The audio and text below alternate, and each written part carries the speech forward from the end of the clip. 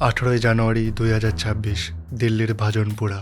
6 বছরের একটা মেয়ে বাড়ির কাছে একটু বেরিয়েছিল, ফিরল রক্তাক্ত, হাঁটতে পারছে না, ভয়ে কাঁপছে।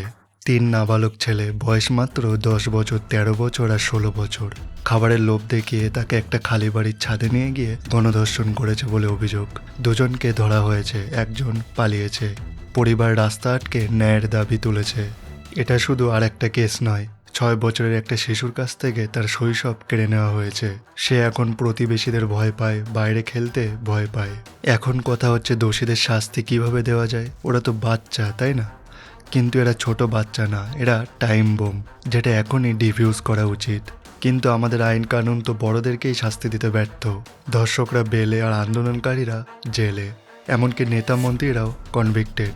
আমার মতে নৃশংস অপরাধে জুভেনাইল আইনের পর্যালোচনা করা উচিত। বয়সই সব নয়, নির্যাতনের মাত্রা দেখতে হবে।